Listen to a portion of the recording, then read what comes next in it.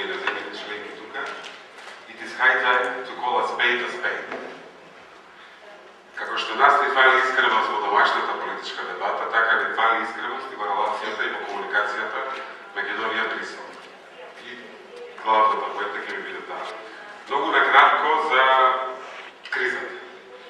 Се слагам со дел од говорниците по првата сесија, мислам дека ова е најголема политичка и институционална криза од независноста на Република Македонија. Не можам многу да зборувам за снимките, меѓутоа има доволно дел од слушаните кои ја потврдија автентичноста, над 100 новинари добија папки од тоа што било слушано од нивните разговори. Има доволно да се каже без сомнение дека ние во Македонија немаме институции кои што функционираат. И не може да се преправаме дека апелите македонската демократија да функционира ќе влодат со влод. Не може да се преправаме дека повикот за транспарентна постапка пред суд или во обвинителство или во истражна постапка во полиција ќе функционира. Не функционира. И јас бев многу разочаран од првичните изјави што доаѓа од земјите членки и од Брисел, кои што беа премлаки и пренежни. Они од процес на техничко помагање и предпристапен процес мора да се префрлат со рацете длабоко внатре, hands-on. И мора да се префрлат на модалитет на менеджирање на криза, бидејќи имаме сериозна криза. Зошто сме тука и зошто Европска Унија треба да се интересира и што може да ни помогне да се додам на главната тема. Има известна прво морална одговорност, бидејќи Македонија немаше да биде нова дерече, да не беше вратата затворена многу години. Македонија подпиша договор за стабилизација и асоциација 2001 година, стана земја кандидат 2005 година и од 2009 наваму имаме позитивна препорака од Европската комисија дека можеме да почнеме преговори. Цело време вратата е затворена поради една земја членка за нешто што е многу себично и прилично шовинистички околу нашето име. И тука има Европската Унија и сите други земји членки одговорност, бидејќи оставија сами една нација која што има и свој проблем, има едно меѓуетничко општество, се бори да воведе демократија и од третиот практично се создаде контекст каде што здравите политички прореформски сили се ослабени. Не може да испорачат резултат на крајот. Второ, Европската Унија мора да се грижи за стабилност во регион што е обкружен од ЕУ земји членки. И Македонија е дел од таа рамка на стабилноста на Балкан. Трето, инвестирани се милиони и милиони евра во македонската демократија, во транзицијата. Само во правосудството гледаме кои се резултатите. Тоа треба да се оправда на европските данъчни обврзници. Кој е резултатот од сите фондови и од сите инвестиции сиве овие години во македонскиот правен систем, да речеме. Четврто, што сигурно не е помалку важно, вредноста и автентичноста на европската приказна. Ако Мајдан во Киев почна инспириран од приказната за либерално општество, каде што ќе владае правото, а не силни лидери, ако таму е битка авторитарниот со демократскиот наратив на Европа, нели, веднаш таму е сосед Русија, ако они не успеат да земја од 2.000 луѓе обкружена со ЕУ-деа, да го одберат европскиот наратив, како да ви кажам, воопшто не треба да помислувате да зборуваат за крај.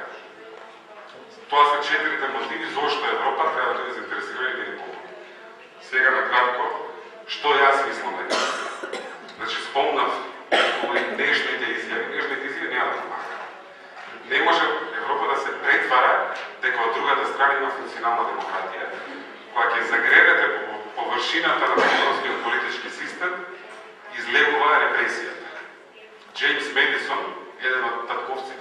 Соединетите американски држави рекол, ако во оваа земја дојде тиранијата и репресијата, ќе дојде под маската на странскиот непријател.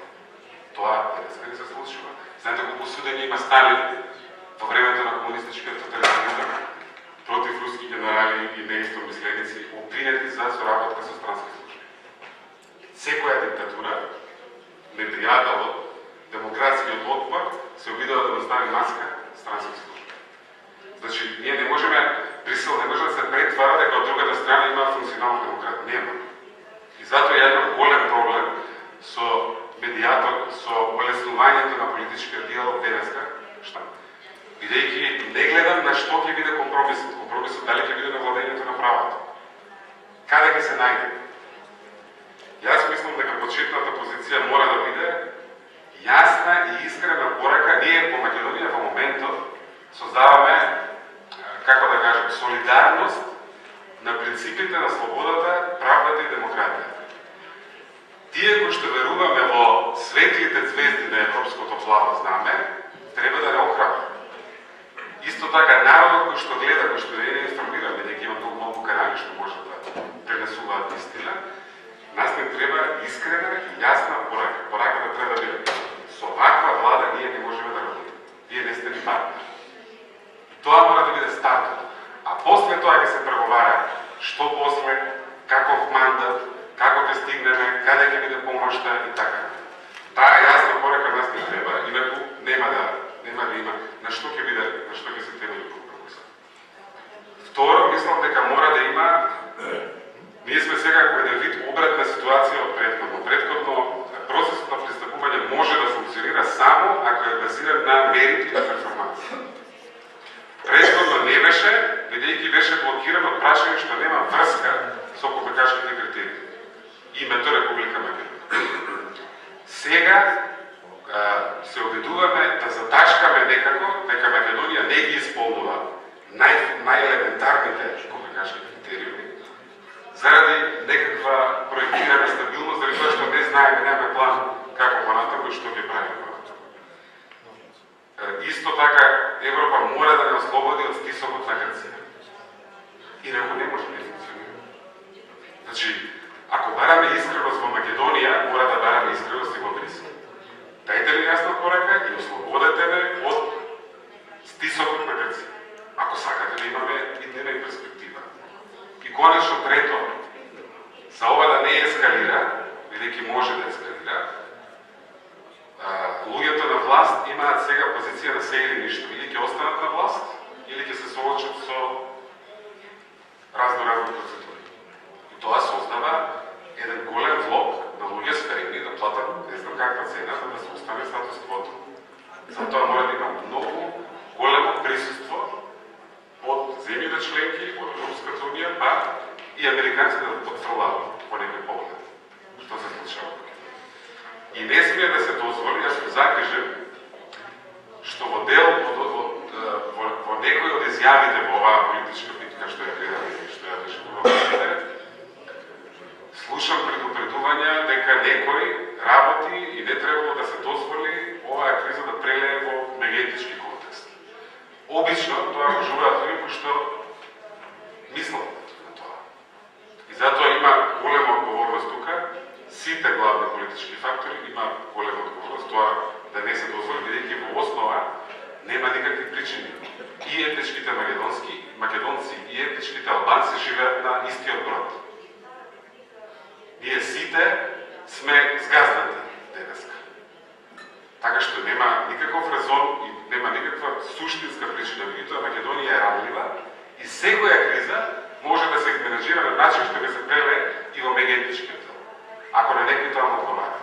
И тогаш фокусот нема да биде скандалот со корупцијата или со судството или изборната измама, туку ќе биде фокус нешто сосем друго. А ќе се обидуваме како племите. Дојде време малку да размислуваме како граѓани.